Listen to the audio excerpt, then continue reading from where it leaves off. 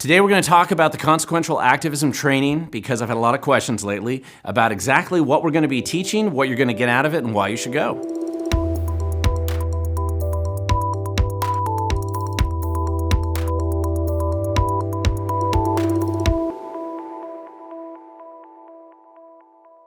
Thank you for watching. My name is Glen Morgan, and this is We to Govern. And as I mentioned earlier, I had a number of different questions because I've been starting to do these consequential activism training classes around Washington State. And I have a number of them coming up, and there were a lot of questions that people had emailed me or sent me in other ways. And I hope that this video helps answer some of the questions, but also clarify a little bit more in the way of detail about what you're going to be learning when you come to these classes and what you'll get out of it. And really what's kind of motivating this a little bit right now is I have 3 coming up on the schedule right now, out in Spokane on the February 19th, down in the Tri-Cities on the 20th, over in Shelton on the 26th. And the whole point of it is even if you can't make one of these training sessions, there'll be others throughout the state for the rest of the year. We'll be periodically doing it all over the place.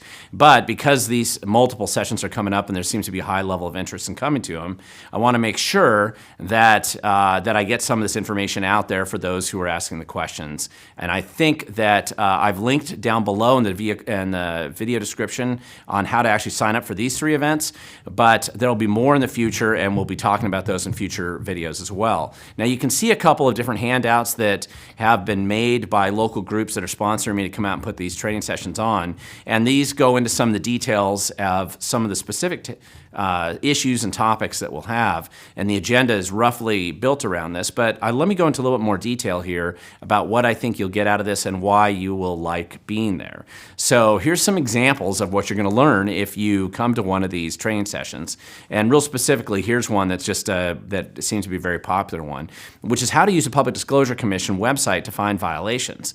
So it's not just that you can use this to go and find out who's funding who and how to get financial affairs documents and other information, which I can go over that with everybody there. But it's that also, what are you looking for when you want to see if somebody's actually breaking the law?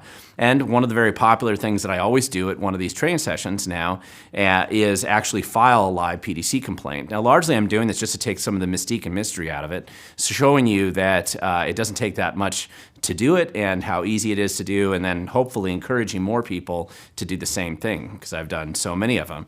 And then of course how to use other search tools and data sources to uncover additional violations. And this really is more about teaching people a methodology and a way to look at other databases and other ways of looking at information that will help you verify or vet the information that's being reported on the Public Disclosure Commission website for those PACs and for those candidates. It's a way to help audit whether they're being truthful or not in what they're reporting. So this is just a classic thing that you'll be learning. Now, the other thing I wanted to point out is that just because I'm up on stage doesn't mean that it's just you listening to me with a boring lecture. This really is about an interactive process. I do answer a lot of questions. I encourage questions during this training session so that, first of all, make sure that I'm not missing anything. Secondly, make sure that I'm answering the questions, which are sometimes unique in different parts of the state, depending on where I'm at. And so based on what I hear from people, and I will try to make sure I answer those questions, but also I find that people really need to have their questions answered, and a lot of times people will find out they're not the only ones who have those questions. And the other thing about the format that we're using is we do take frequent breaks so that you're able to network with other people and other activists who are coming to the same kind of training class. If you imagine the type of person that's coming to a training class like this is probably relatively unique in the first place, and so getting these people all together at once is very helpful. And if they're in your community, you might find some real like-minded people that you can network with and be more impactful and make more of a difference while you're there. Another thing, classic thing that I talk about is how to recruit whistleblowers and how to optimally use whistleblowers to good effect in local and state government. And it's mostly focused on local and state government recruiting. So whistleblowers in your school district, at the Port Commission, at your county council or a county commission, or perhaps in your city council. Just getting people who are on the inside, because nobody knows how dysfunctional and corrupt and dishonest it is better than the people who actually work there. So inevitably you're going to have somebody come forward with something that's not been reported reported before or that's being actively concealed by those in charge. And it's very helpful to have kind of a process, and you can learn from some of the mistakes I've made in how to do it more effectively and how to make this a kind of a typical process that you use to expose the truth where you live. Another thing I like to talk about, and we go into some length as well, is just how to use videos to good effect. And largely this is more of a discussion. It's not so much always about the cameras and the technology and how to edit. And it's not about just doing videos like what you see here. It's just what different ways of using video to communicate information where you live, storytelling, in studio kind of podcasting style, whatever you want to do with video, thinking about who your audience is, how you're going to communicate to them, how you're going to get that information out, and how to use video to better effect to educate people in your community or to inspire other activists to get engaged or involved. There's a lot of different reasons and ways that you can use video, I think, to good effect, and that's something that we really do spend a lot of time. We spend a lot of time doing that in these training sessions, and a lot of people are interested. So a lot of people want to get started on this, or they've already kind of experimented with it a little bit, and they just want to get some more helpful hints that help them kind of get the show on the road. Another thing that we talk about, and I've done so much of this that this is a topic that I've spoken about for probably over a decade now in the state, and that is how to optimally use Washington State's Public Records Act. It's a phenomenal law. We really do have a great Public Records Act in the state, and it is helpful for activists, especially new activists who've never really used it before, to learn again from the mistakes that I've made and others, so that you can use it to the most optimal impact that you want to have with it. And I think that I seem to get a lot of real positive feedback on this element of what we're doing in the training sessions.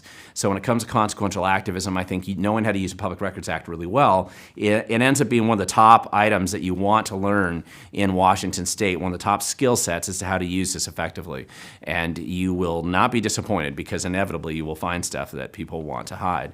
Another topic that does seem to come up, and it wasn't often listed on some of the original agendas, but it's become really part of the presentation now, is discussing litigation, when to use it and when not to use it. This tends to be something, especially for new activists, that they immediately say, we want to go out and sue somebody. This is one of the most common things I hear all the time.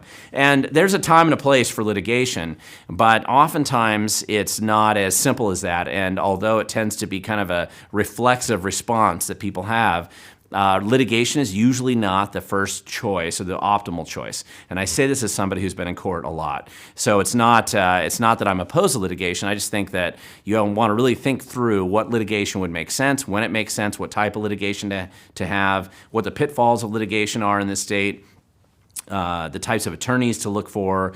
There's all kinds of things that you want to consider, and a lot of times I find that most people who have immediately jump into this area and they want to immediately litigate, they haven't really thought it through, and if somebody helped them think it through a little bit and discuss it with others, that you're going to have a much more practical approach to how to be an activist. And so, for example, there's a number of things that are considered kind of quasi-legal action, like things like petition to change rules, ballot title challenges for initiatives, or individual voter challenges, where these are actually elements of a type of litigation that you can be engaged in that doesn't require you to have years-long litigation and massive attorney fees, but you can make an impact with them, and there's a very legal and in some cases kind of a quasi-judicial process that you can go through. And we teach you how to do this, and we talk about it and explain when it makes sense and when it doesn't make sense to use these tools. So this is a classic thing that we talk about while we're here. Another thing I like to talk about at these classes is innovative activism in street theater, and essentially how to use it to good effect to expose something that maybe the traditional media is ignoring, or that people in your community are ignoring and not aware of. And there's a lot of different methods and ways of doing this. There's some obvious stuff that I've kind of pictured here, but the reality is there's all different kinds of ways to get the word out in an innovative way in your community and make an impact as an activist.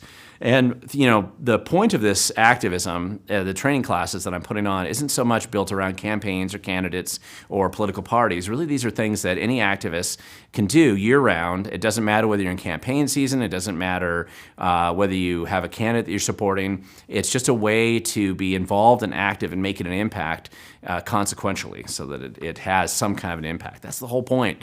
There's no point in doing this class or being an activist if you can't make an impact. It's not just just for activism in itself.